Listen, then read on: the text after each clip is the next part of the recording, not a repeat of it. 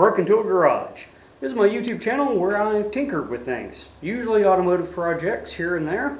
So I go about how to fix the things, and I try to bring a little bit of a technical detail to it and explain exactly what I'm doing and why I'm doing it.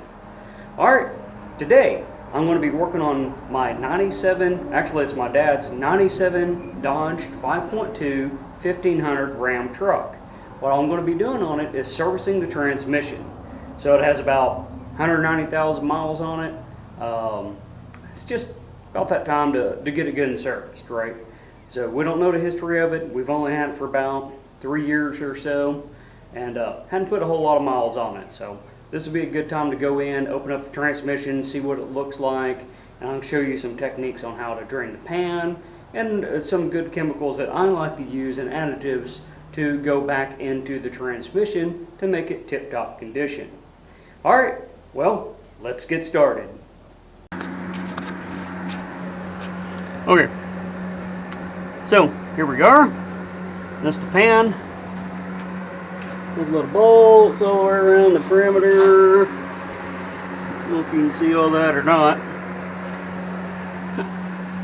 Got the gem pan, drain pan. If you see my content on Jim, my 89 Mustang, you know it's old in it. Ow, drips everywhere. Wonderful place for that step, right where I need to crawl in. Alright, here's the goodies that I picked up at Wilcox Transmission in Fort Smith, Arkansas. So here is the gasket. It's got two little, I guess that's silicone rubber, molded rubber beads down in there, and a hard plastic actual piece to hold it all together. This is the filter they recommended right here. So, anyways, rambling.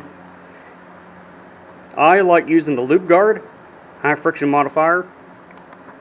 That helps everything, especially older stuff, stick good.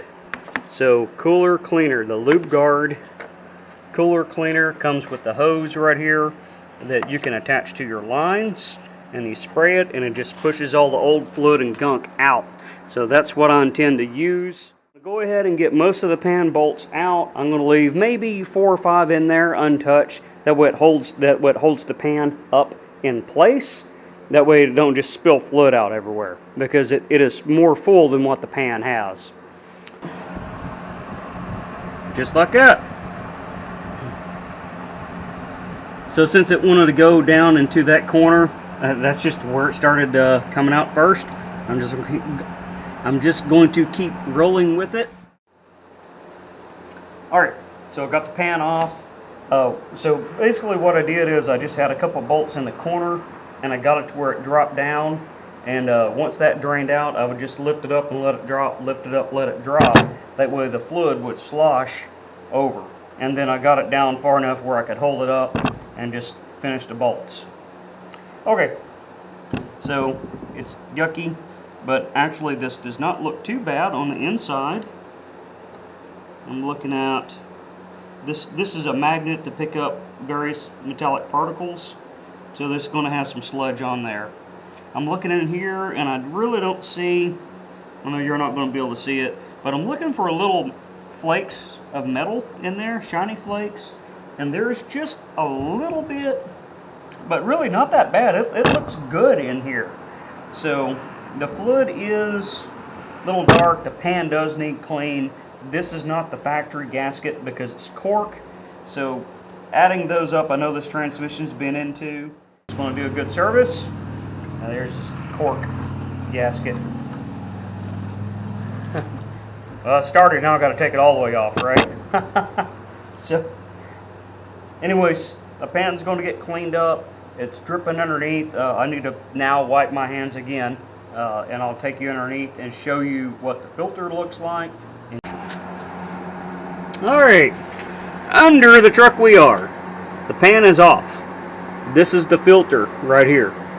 So this is the little thin filter that the 904 727s use. This is kind of the same family, but the one that I got from the transmission shop was, it's a little thicker, so it sets down a little further. This is attached by 3 Phillips head screws right there, machine screws. So, yeah, there we go. It's going to drip for days. So these things just hold a lot in them.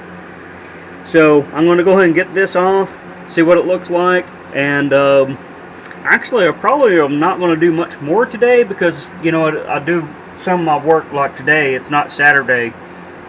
I do it after work. So, oh, this step, I swear, I just need to take that thing off.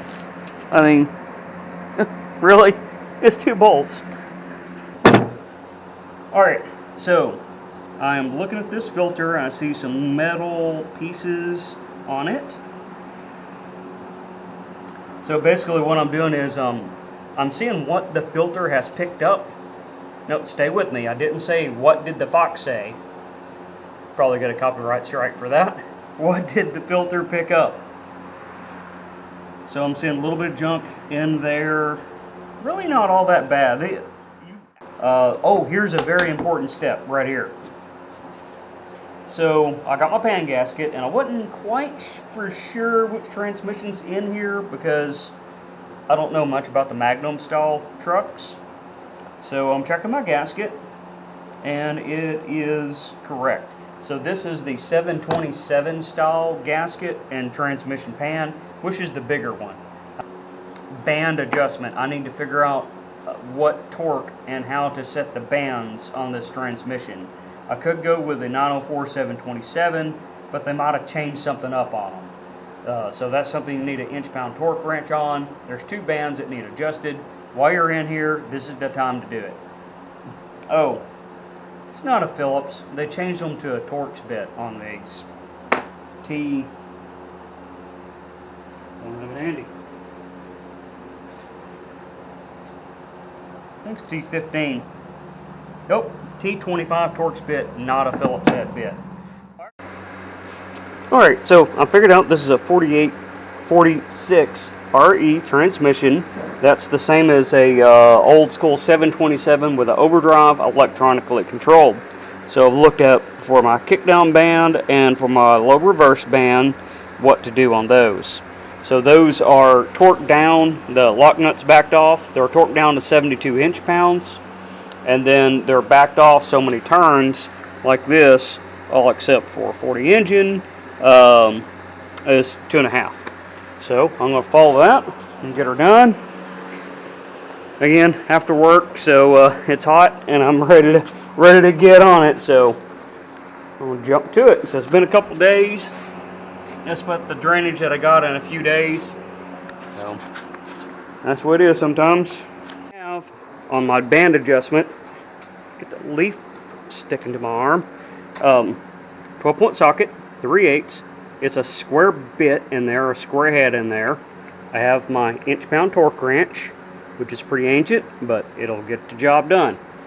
A bigger torque wrench just simply is not going to, you're not going to feel the click on 6 foot-pounds, which is 72 inch-pounds.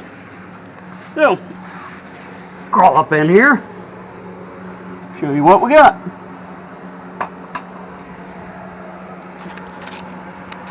Alright, right here, this is the lock nut, this is the adjuster right here. So it connects to the band. Now, it's in the transmission, so I can't really show you, but it's just a circular clamp, and what it does, that bolt makes tension on it, so whenever this servo right here comes down, it basically pinches it together and holds the cylindrical drum of the transmission.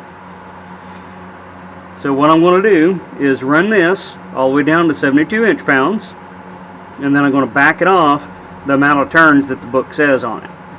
Alright, I'll get to it. Okay, had a little bit of filter fiasco going on here with this setup. So this is a 97 Dodge truck with a 46, I think RE transmission. They got a RE, RH. One's hydraulic controlled, one's electronic controlled on, I think it's the kick down. So, this is what the transmission shop gave me to begin with. Basically the same thing. Yeah, I got crud on it now because I set it on the table. Basically the same thing as this one right here. It mounts with 2 holes, right? Got the same little spot right there, but it's a lot thicker, as you can see. If you look in there, you probably might not be able to see, but it's the same filter, it just has this box around it. And that makes it sit a little deeper, and it gives it a specific pickup area instead of having a whole area for pickup. So this truck uses this filter here. This is what I took off of it, and that's what I'm putting back on it. I heard a noise on my garage. That's what I'm putting back on it. I don't know what that was. So anyways, this mounts with the 3 screws, like this, Torx head. And I'm about to throw that back up in there. Now I did try to use this since it will work. It has the same basic function, except for whenever I put the pan on, it actually was hitting the filter, right? So that means that I actually would have had to squish it in, you know, because it's a little bit shy of closing up, right? So it won't work, or else I would have bolted it up. So I went back to the transmission shop and they re-looked it up and said a 97 takes this, a 98 takes that. Alright, well, that'll sum that up. I'm going to get this on, get the pan on. Y'all know how to do that simple stuff. If you took it off, it's the opposite. Alright, here's a little trick. My pan bolts. I put them in just an old paint bucket I got here and paint thinner. You see how nasty that stuff is?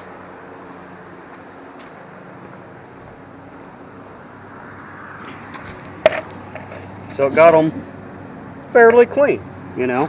All it needs to be for something like this, you know. It's not like we're putting mirrors underneath the work truck, right?